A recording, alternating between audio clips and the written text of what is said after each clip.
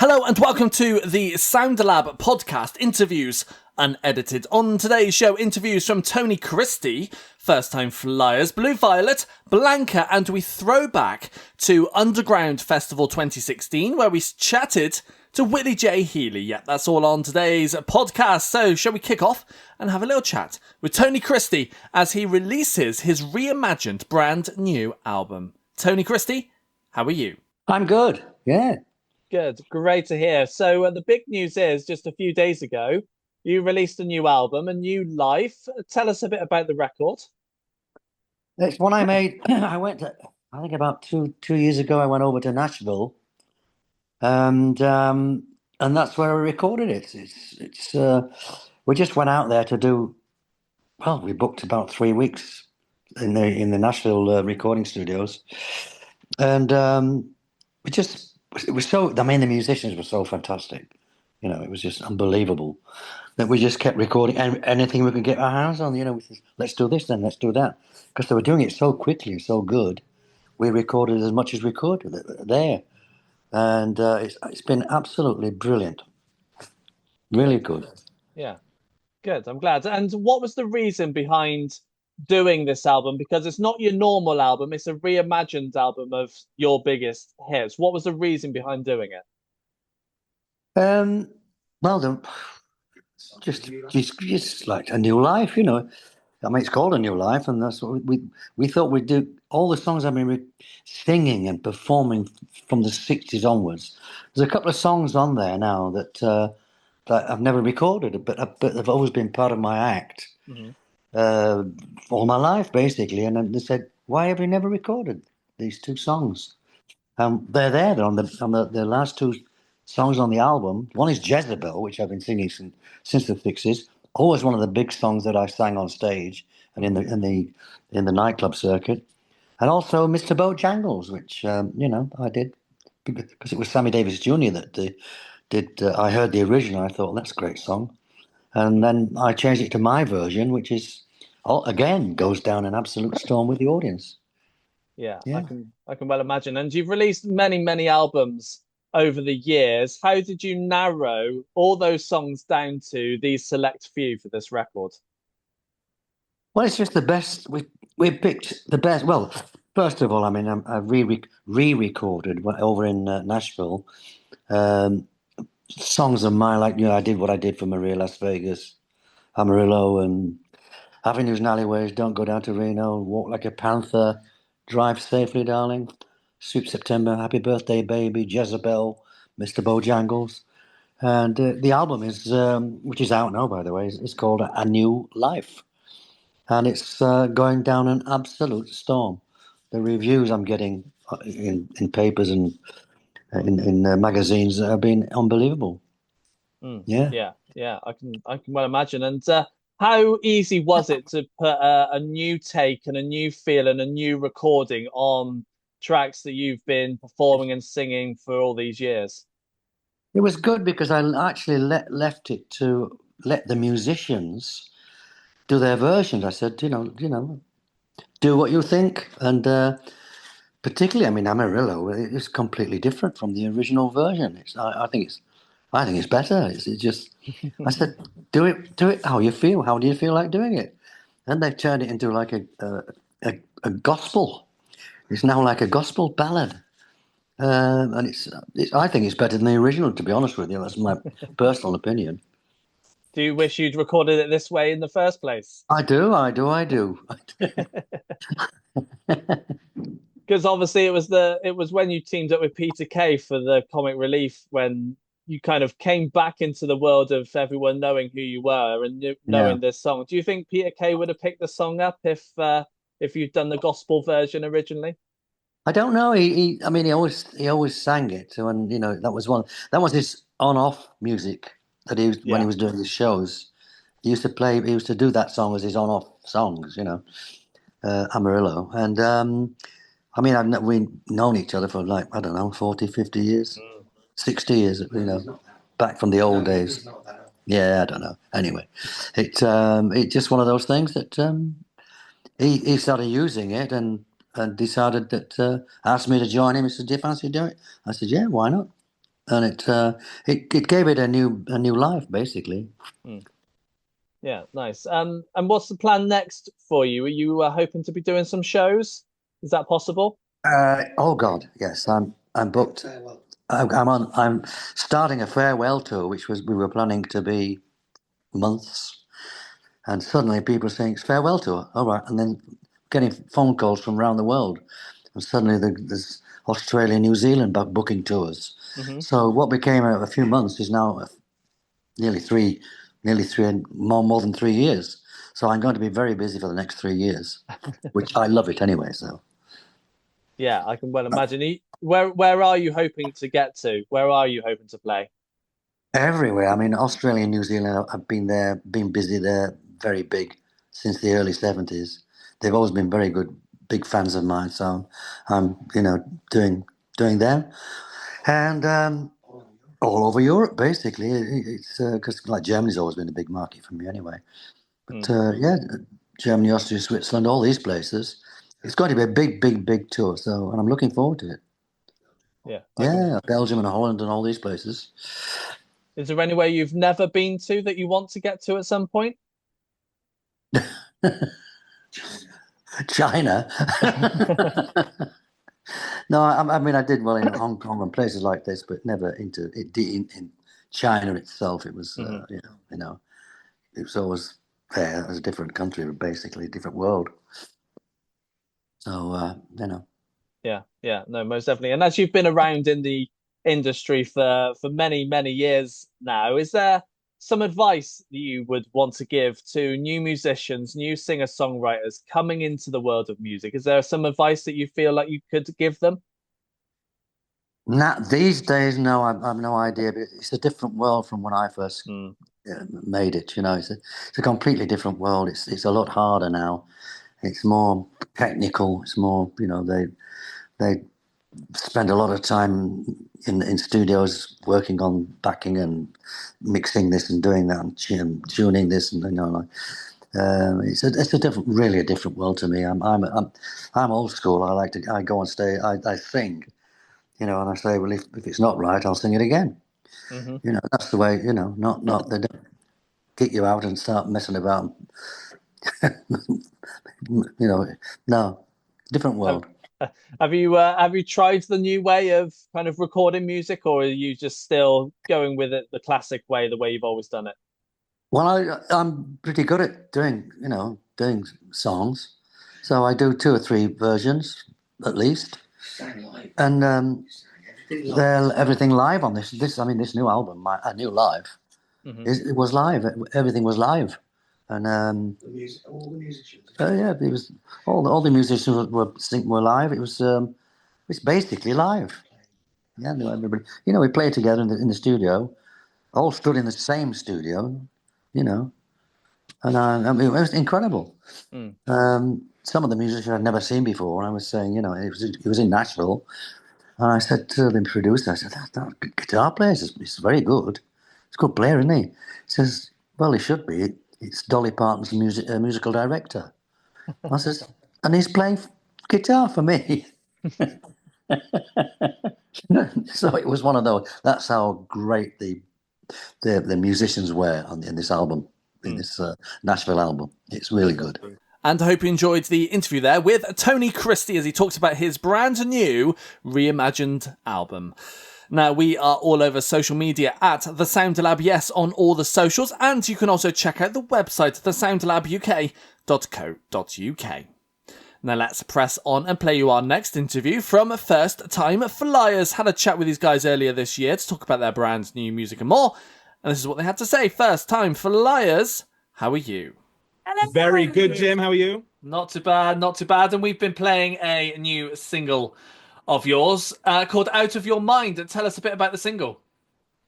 He wants it. You go on, Poppy. Go on, Pops. Well, it's quite self-explanatory. It's called Out of Your Mind. We wrote this song in Norfolk all together last year, and it's essentially a response song to our last single, Jump. you know, Jump's all about jumping straight into something and falling in love kind of head first, heart first. And Out of Your Mind comes from the perspective of maybe some friends or some close ones who kind of give you a bit of a love intervention when you're maybe making some hasty bad decisions in love, which is none of us for. Don't know where that came from. And you've got a couple of singles out there that we've been playing, this one and Jump, as you've mentioned. Are we now gearing up to even more new music on the way? For sure, yeah. 2025 is looking very exciting with regards to new music and just getting out there as much as we can and playing them to as many people as we can gather in a room, quite honestly. So yeah, plenty of songs to be released, thankfully. We've got a right old backlog of stuff that we've been working on for literally years now. So it's it's nice to be finally getting it all out in the open. Yeah, I can well imagine. Is an EP or an album on the cards? Is that the plan? That would be telling. I think that's what he wants to know.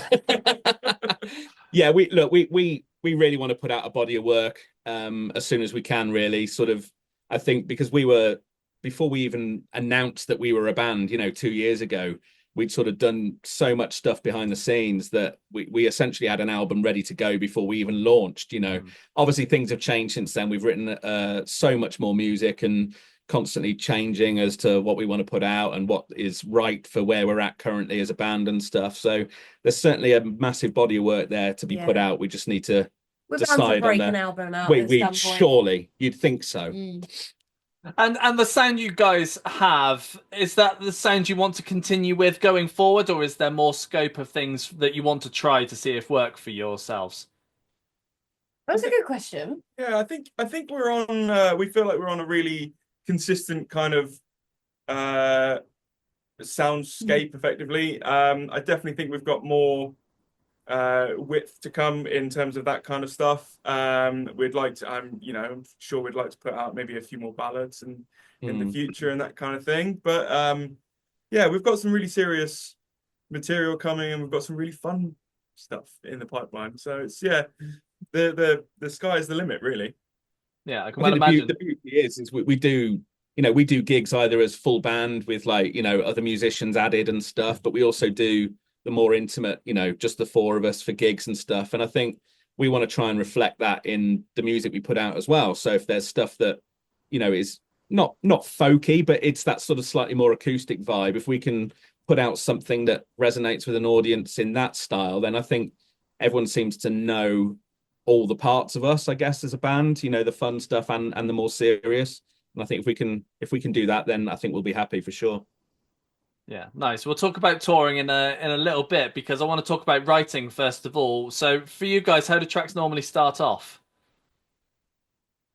Oh, different. Voice notes. Different every time. Voice notes. Yeah. Voice notes, ideas kind of humming on buses, and then bringing ideas to the table and everyone kind of jumping on them and getting in either this writing room or with a co-writer, or in Norfolk where we kind of take ourselves away for a couple of days, and all kind of comes from life experience and conversation. And when it comes, go on. I was just gonna say, I think the beauty of being friends as well is that we have these really honest conversations anyway, whether we were writing a song or just generally chatting. It's it all comes out in some way anyway. And if we can turn it into a song, then even better, but as Poppy said, we like to take ourselves away sometimes and just solely focus on writing as much as we can during that time and sort of see what sticks, really. You come away and go, we wrote 7 in a few days. Let's see which ones really resonate and which ones we want to take forward. And we try and do that quite a few times a year. So it's, as I say, there's a lot of material there. Yeah, and what about the lyrics as well? How easy do you find it to create the lyrics to the music? Because I know a lot of musicians find it quite difficult at times. Easier than others, isn't it, Pops? Poppy is the lyric queen. So we will finish a song and that will be draft 1, because for days and weeks Poppy will be coming back with, I've been thinking about this one line and there's a better way to say it. So we're always just evolving our final songs, because Poppy's so good at lyrics. Thanks, guys. I think what's really fun is that where everyone has different skills and we work so well as a team, half the time what makes it easier, like you said, some people maybe struggle to get the lyrics to the melody, is Tim's often mocking up kind of the production as we go, which makes it really easy to like sing along to, and you know, Jake's noodling and we're all just like coming up with harmonies as we go, so we can really quickly kind of get a grasp of how it's going to sound. And like Tim said, we're all friends, so nothing's off the table when it comes to speaking out loud what you think. So there's no limit or ceiling when it comes to lyrics, which is really fun. Yeah, nice. And you touched on some touring, and you've got some dates coming up end of February into March. I bet you can't wait to be doing some shows here in the UK. Cannot wait. So excited. Very excited. It's essentially part 2 to the tour that we sort of started back in September. So it feels quite a long time ago now, but it's going to be great to hit some new cities as well, and go back to some venues that we've maybe played before, but supporting other people. But now, you know, to go back and headline and even sell out those gigs is a massive achievement that we're really proud of. And it's just going to be great to meet, you know, even more people, and, you know, meet them after the gigs and stuff at the merch desk and chat to them and stuff. We love the whole experience of it. So we are very excited and about to embark on some serious weeks of rehearsals and, you know, tour prep and stuff. So it's going to be great. Yeah, I can imagine. And there's just 6 dates in the diary at the moment. Are you hoping to get some more dates released soon? We would love to do more. We love touring and playing live and going out to see people. And yeah, so hopefully, but at the moment, those are the dates that we're looking at for this tour, which I think, you know, with the last half of the tour kind of makes it a really nice long run of visiting people across the UK. Yeah. And then festivals, obviously, festival season, we've got a few announced so far, but plenty more to come as well. So there'll be we're trying to hit as many areas of the UK as possible, one way or another. Yeah, I'm sure. Are you hoping to go overseas as well, into Europe, maybe to the States at some point? Fingers crossed. Yeah. We would love I to. think he loves flying, so Big fan of flying, this one. Yeah. It's really ironic considering we're called first time flyers, but I absolutely hate flying. But hey, I'd do it for you lot. Yeah, Europe and America would be amazing. We're sort of you know, always on the lookout for opportunities and stuff to be able to do that. So we'll see what the rest of the year brings, but we're definitely on the lookout. And I hope you enjoyed the interview there with First Time Flyers. Now, as you are probably listening to this on Spotify, well, we also have a Spotify playlist called Fresh, which brings you 150 brand new up-and-coming artists that we feel like you may just enjoy yourselves, that you may never have heard of before. So go and check it out. You might just go and find your favourite new artist. Link to our Fresh playlist can be found on our website, thesoundalabuk.co.uk. Now, while you go and search and save that, don't listen yet, because we're going to play you our next interview from Blue Violet, who released their latest album earlier this year, and we had a little chat with them. So, Blue Violet, how are you? Very good, Hey, thank you. How you doing? Good, yeah, not too bad. So we've been playing a single of yours called Sweet Success. Tell us a bit about the single. Do you want to You go for it. You go. Yeah. So Sweet Success, I guess, is about the ironies of human behavior and the way that we kind of go about our daily pursuits of success in the modern world, and whatever that means to the individual. Do you have anything? Yeah, I think like the way that we made the song, with the kind of like robotic cess at the start, it's kind of like the idea of like the pursuit of success in a kind of In the collective, I guess. yeah, in the collective. So it's like we're all kind of trying to go for the same thing, and it kind of removes us from our individuality in a way, and it was meant to be that kind of robotic feel, almost like an army of businessmen in suits, kind of, I don't know. Yeah. No, yeah, and that's off your second record, which is out now. Faux Animo. Hopefully I pronounced that right. Perfect. For those who've not heard it yet, tell us what we can hear on the record. Well, Sweet Success actually kind of it feeds into the theme a little bit of the album. I mean, I think all of the songs do in some ways, but Sweet Success particularly, it's a lot about the ironies of human behavior. And I think like when we were making this album, we realized that there was like a theme that was kind of coming out of it, which was like observing humans and how we're kind of moving a little bit away from our natural instincts. And that was kind of, and maybe I guess our animalistic natures, which is sort of where the title Faux Animaux came from. But in the kind of making of this album, we decided we wanted something that was a little bit more, I guess we were thinking a lot about the live show as well when we were making it. So we wanted songs that were going to be kind of like livening up the live show.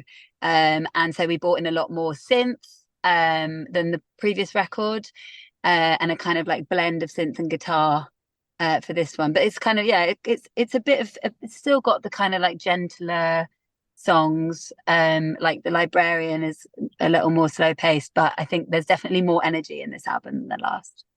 Nice. And the sound that you made with this record, was it the sound you wanted, or is it just kind of how it turned out in the studio? Yeah, I think it turned out pretty much exactly what we wanted and more, really. I think we chose the perfect person to work with, or rather they agreed to work with. We were lucky. But a guy called TJ Allen, who is really, he's just like a sound wizard, basically. He mixed the first album. And we really enjoyed working with him, and his knowledge of synth and electronic music is really good. So when we wanted to kind of dip into that world, but still kind of keep the identity that we had on the first album, he was kind of the perfect person to collaborate with on that. And I remember thinking at the end of it, like, you know, you kind of go into it with an idea of how you would want it to sound, and I think if you get that and manage to surpass it in some way or kind of exceed your expectations, then that's kind of a really good thing, I guess, personally speaking. It's what you want. Yeah, absolutely. And I'm sure you wrote more than what made it onto this record. What happens to those now? Are you going to consider them again down the line, or do you think you might just bin them off and you'll start again? It's funny with making an album, because you have like this huge catalogue of songs, and you know, maybe some of the songs that you think, oh yeah, that's definitely going to be on the album. And then once you've finished making the album and you listen back to those songs, you're like, oh, I don't like that anymore. Or maybe you do, but it just doesn't really serve a purpose for that record. So I guess if you're sticking to a theme as well on an album, then you might pick things that go with that rather than, so it's not necessarily that you've left behind songs that like aren't as good.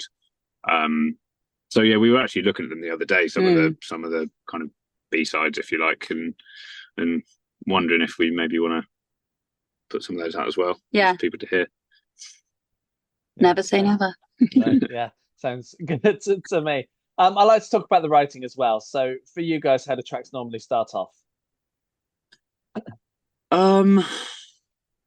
It's a good question, that, because some people wonder if there's like lyrics or music first, and I genuinely can never really remember, because I think that it sometimes just comes from playing the guitar for a while, and then suddenly you'll realize that you've kind of forgotten about the fact that you're playing it, and something just pops into your head. And I feel like that kind of, once you've had that moment where you feel like you've had a good idea, then you try and latch onto that for the next half an hour or something before the kind of moment of inspiration goes. And then everything after that is, I guess, editing and trying to make the lyrics fit to the first verse, or trying to kind of sculpt a chorus or whatever. So yeah, I guess it starts with like a moment of inspiration. Yeah. And when you've got the music first and you've got to fit the lyrics to it, is it pretty straightforward to create the lyrics, or is it a bit of a challenge at times? I think if I've got it, if there is like a riff or something, and you're like, oh, I really like that riff, I want to turn that into a song, I think that's maybe one of the more difficult things to write. Whereas if you just are messing around with chords and then some lyrics fit, and some lyrics and melody fit that chord structure, then it might flow a bit quicker. I don't know. That really answers your question. You can only answer what you can answer. That's not a problem. I think one of the things that we found with this album is that we'd finished most of the songs when we went into the studio, but there were a handful where we lyrically there were things that you want to change. And when you get into that situation and you're kind of up against the clock, that's where the pressure's really on, because all of a sudden you can't think of anything to write, because it's like, we need this now. So I guess if the pressure's not on too badly, then it's kind of because I guess if you're always kind of editing, but then if someone is just like, if you're working with a producer, they're like, actually that lyric just isn't good, and then you've got to just pull something out of the bag, and you haven't had the time to really properly think about it. That can be, I don't know, stifling maybe. Yeah. Pressure's on. Yeah, no, indeed. And you've done some shows. You've got a couple more shows lined up as well. How have they gone? I bet you can't wait for the Scotland dates as well. We did an album launch show. So we did 2 shows back to back. One in Nottingham in Rough Trade, and then that was a kind of like stripped back show. Really, really lovely, and it was such a nice way to celebrate the release of the album, because we did that actually on the day of release. Yeah. Which is such a lovely thing to do, because you obviously are really excited about it, and so going out and just playing an intimate show like that and chatting to people about the album is just a lovely experience. And then the album launch show at the Grace in Islington was so much fun. It was just so great. It oversold. It was an absolute packed room. The energy of the night was amazing. It was Saturday. I think it was payday. It was a good day. Yeah, I can well imagine. Once these dates are kind of out of the way, are you hoping to be doing some more shows? Yeah, we've got, there's a lot of stuff that hasn't been announced yet, but we do definitely have some things coming up. Nice. Festivals too? Yeah. Nice. And overseas as well, Europe into America at some point? Yeah, definitely. It's like Europe. This year we really want to focus on Europe. We want to try and play some Irish shows, and then further afield. We'd be happy. We would go worldwide. But awesome. I think the thing is, at the moment is we really wanted to focus on building our fan base in the UK, whilst it was like kind of the most kind of cost effective way to tour, and now that we're kind of doing that, we want to expand it. So yeah, definitely Europe and then beyond. And hope you enjoyed the interview there with Blue Violet to talk about their brand new record, which is out now. Now, if you want to listen to these interviews again in a shortened, edited version, then you can do, alongside a load of new music on our radio show. International radio show, I must add, that goes out across the world. It comes alongside new music, these interviews themselves, and a live session every single week. And if you want to listen to that, link to our website, thesoundlabuk.co.uk. Now, let's play our final brand new interview from Blanca, who's been releasing new music. We had a little chat with her. Blanca, how are you? Hello. How are you guys? Not too bad. Thanks so much. So we've been playing a new single of yours called Are You Ready? Tell us a bit about the single. Hey, thank you so much for the love and support on the new song. That means the world to me. This song is super exciting just because it came out of nowhere. We were in the studio and we were trying to create kind of the final piece to my next album that's going to be coming out this year. So this was like, if not the last song, one of the last songs we put together. And I grew up on gospel music. When I first started getting into the things of like the Lord and, my faith journey, I loved Kirk Franklin, Fred Hammond, all these classics. And so as we were building this track, I started singing this old Fred Hammond song that's called Let the Praise Begin. And it just fit perfectly. And I was like, this is it. This is what I want this song to be about, to encourage people to just like prepare their hearts for like whatever 2025 has. I know for me, 2024 was super difficult. It's been kind of like a rough few years, to be quite honest. So I needed kind of like this encouraging anthem to say, I'm ready for whatever God has for me in this next year. Yeah, nice. Yeah, hopefully there's some good stuff on the way. And you mentioned kind of you started off with the gospel side of things, but your music's got more of a pop, R&B, that sort of vibe to it now as well. So how did you kind of develop from the gospel sound to a more incorporative of the more mainstream sounds of the world?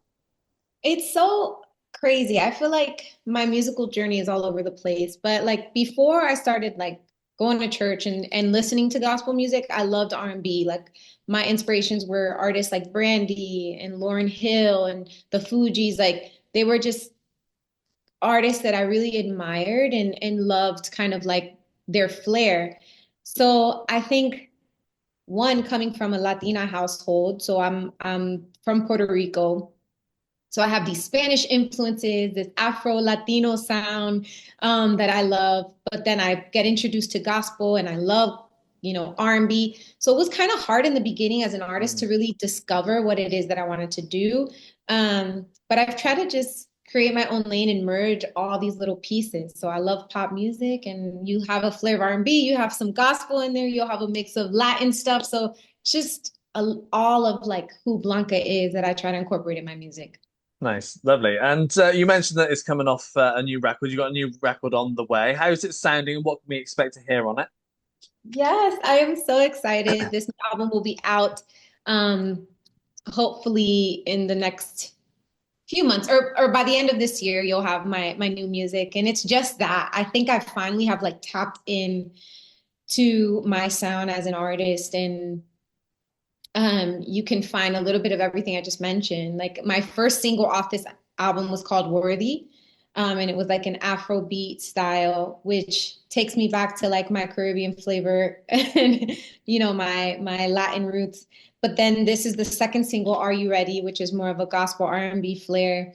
And you could just expect to have a lot of these sounds, but in a way that I feel like the music really comes together. It fits, it sounds like me. And the message is all about encouragement and positivity, and how to, I've been, like I said, I've been through so much loss and so much trauma in my life that I'm finally finding my voice, finding myself, and I wanted the music to reflect that.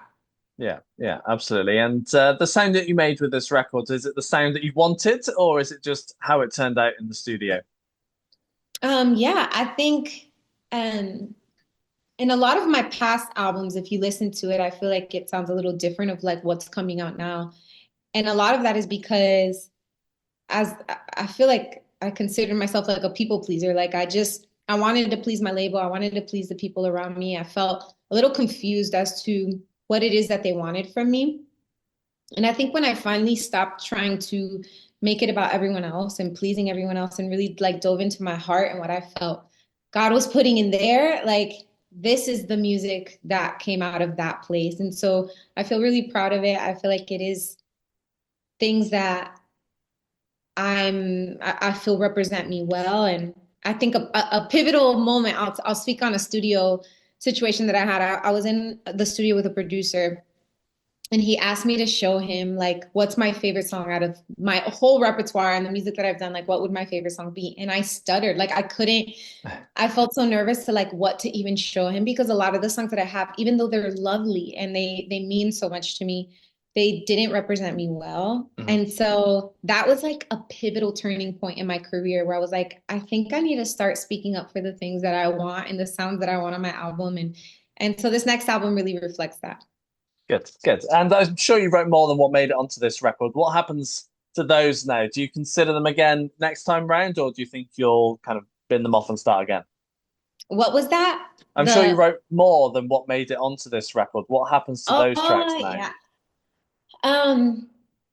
To be quite honest, like I think there's only a few that maybe didn't make the album, and I think it's taken the pressure off for me. Before, I would feel so like shameful if I created a song and felt like I wasted people's time, and we were in the studio and it didn't work, and so it would end up going on the record anyways. But this time I'm like, let's explore something. Let's try it out. If it doesn't work, it's okay. Maybe it's something that later on we can revisit, or someone else might we could pitch it to a different artist. Mm-hmm. But there's only a few of those on this album. I feel like we were super intentional with every studio session to really dive into what it is that I wanted to make. Nice. And when it comes to the writing side of things, how do tracks normally start off for you? So I have an amazing team. I did most of this album with a husband and wife that are from Sweden. And the process that we've created, because they know me so well now, is I'll come in with like a list of ideas. I have a note on my phone where I write down titles, I write down statements or poems or things that like Maybe I'm in church and I hear something and I'm like, man, that really spoke to me. I think that should be in a song. And I get with them and kind of share some of these titles and these ideas, and whatever stands out in the moment, we end up writing about. One of the husband works on the track while me and the wife work on the lyrics of what we're trying to make. And by the end of the day, we have a demo of a song completed.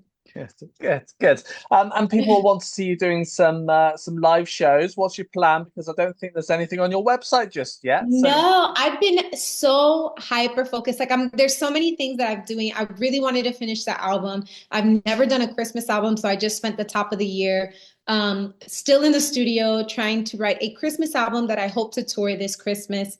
It's so good. I can't wait for you guys to hear it.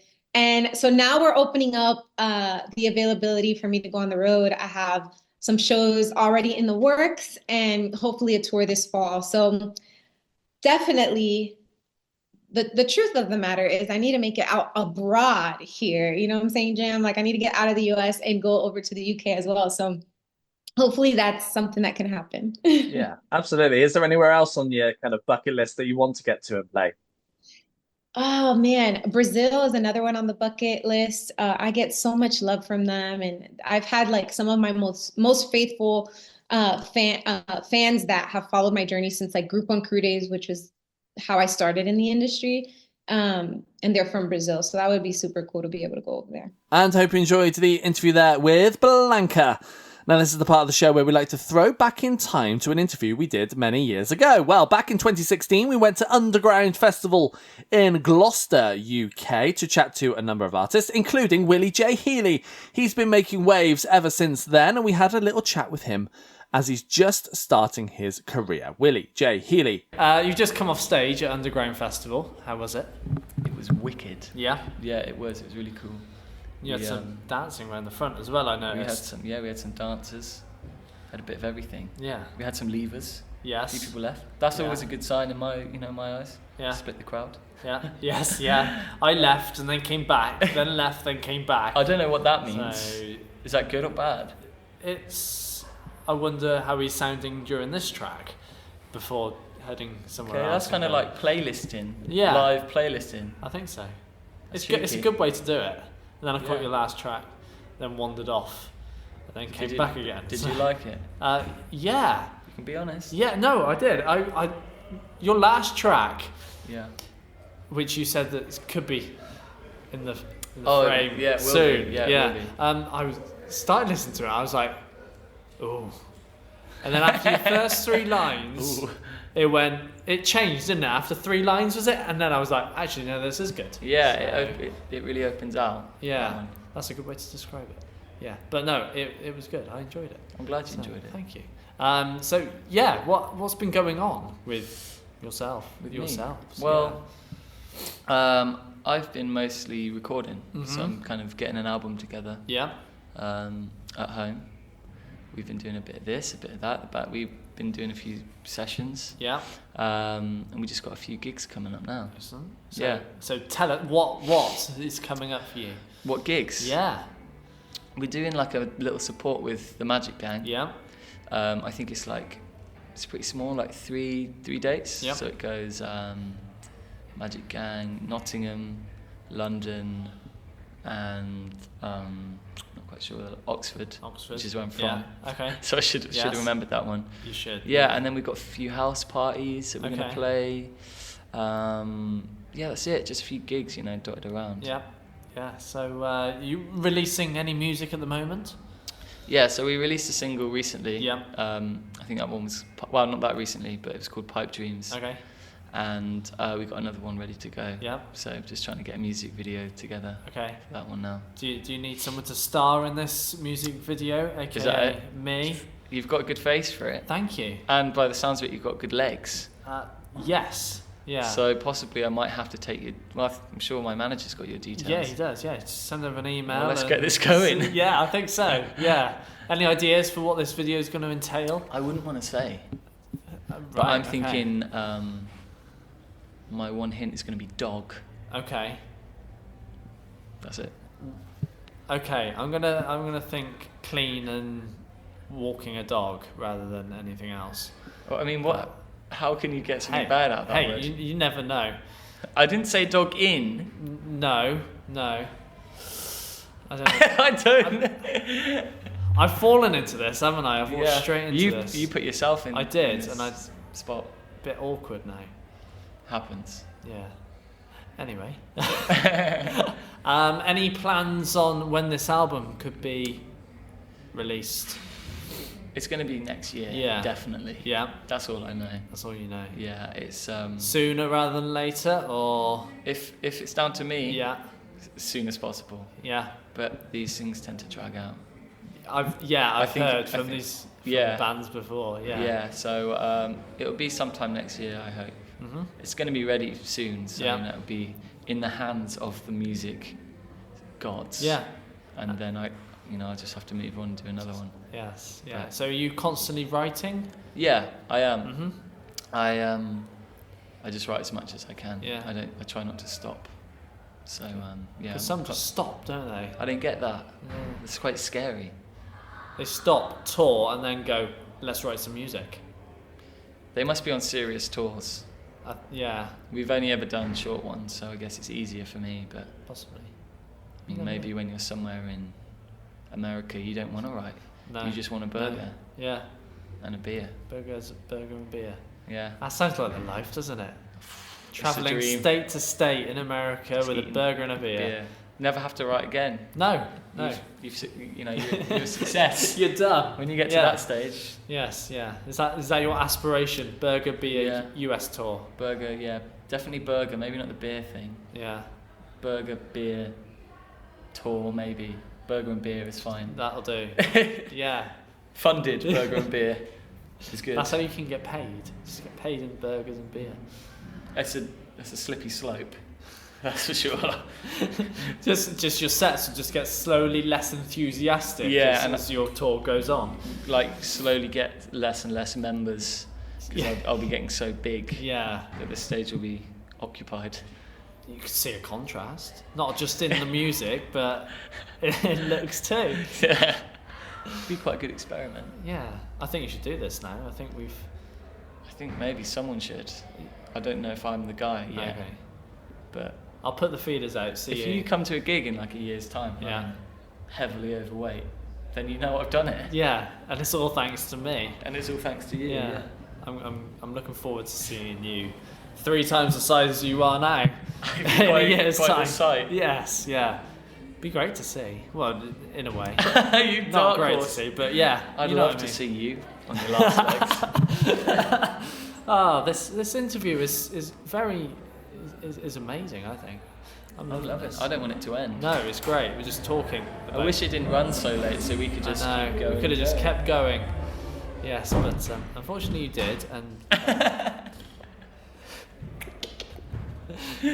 through powers that are not within my control, but were probably within your. Well, we just got caught up in the crossfire.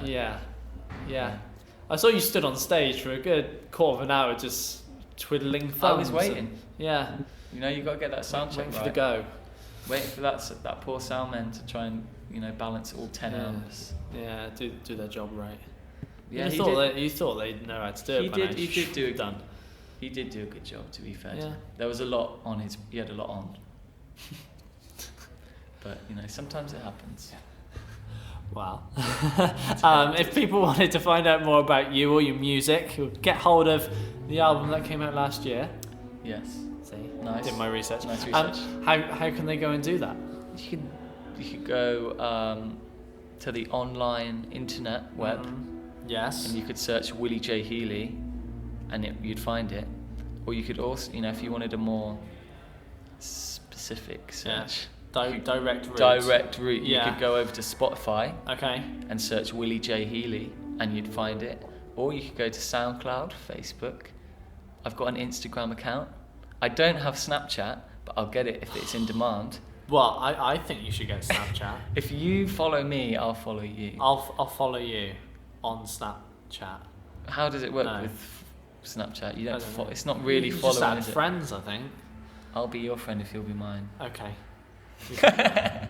You can think about it. You don't have to agree to it now. Interview is a yes, but we can discuss afterwards. When I run out of the room screaming about the horrendous interview we've just done. Okay, I'm quite offended now. Yeah, sorry. No, it's a great interview. It's great. Wicked. Well, it was great speaking to you. Great speaking to you. Great chatter. Good to meet you too. Yes, you too. I'm sorry we ran over. That's okay. And I hope your journey. I forgive you. Thank you. Thank you very much. Yeah, nice one, dude. And hope you enjoyed the interview there from Willie J Healey from Underground Festival 2016. And that's the end of the show for another week, I am afraid. But don't you worry, we will be back next week with another episode of the Sound Lab podcast. But if you can't wait until then, social media at the Sound Lab, yes, on all the socials. And you can also check out the website, thesoundlabuk.co.uk. Make sure you go and check us out on our playlist as well, and loads of other places too on our website. Yeah, you've got no excuse now because the show is over. So we will be back next week with another episode of Interviews Unedited. Goodbye.